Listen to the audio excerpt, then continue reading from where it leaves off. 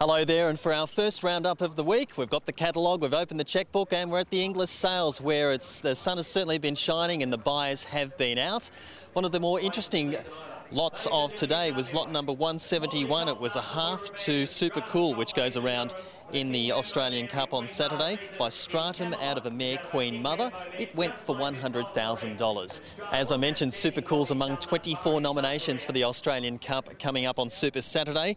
Also included Green Moon, the Melbourne Cup winner, and Mwingo's been in some good form. It lines up in the 2,000 metre race. Mark Kavanagh could have run Super Cool in the Australian Guineas last Saturday. They've decided to take on the older horses in the Australian Cup. I think that's a better option. He's better over 2,000 metres, and look, he's questionable against the older horses, but he does have a weight advantage. In the Newmarket Handicap, Moment of Change is amongst 24 nominations for that race. The top weight is Lucky Grey, and the WA visitor Barrackey will hopefully jump out of the gates this time after the incident at Caulfield. The Blamey Stakes has 18 nominations. Poisson's de Lune on track towards the Melbourne Cup this year. There's also Bud Riguez, and Mick Price lines up Dany The Fox after winning the Kilmore Cup.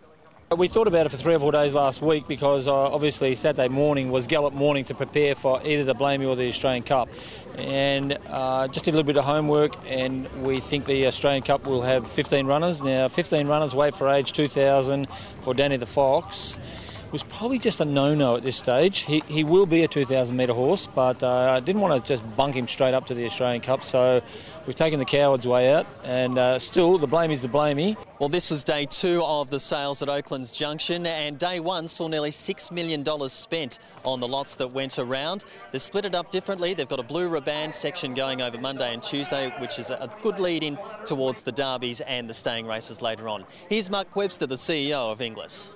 Yeah, the sales are going really well.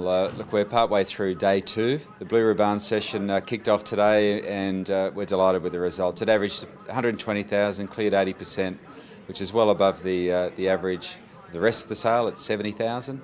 And it's great to see all the buyers out buying staying type or classic type yearlings rather than going overseas and buying tried horses. Join us for our roundup tomorrow when some of the Group 1 stars leading towards Super Saturday step out on the course proper at Flemington. If you're at a loose end over the next couple of days or have some cash to splash, why not head out here to Oaklands for the last 2 days of the sales. Till next time, enjoy your racing.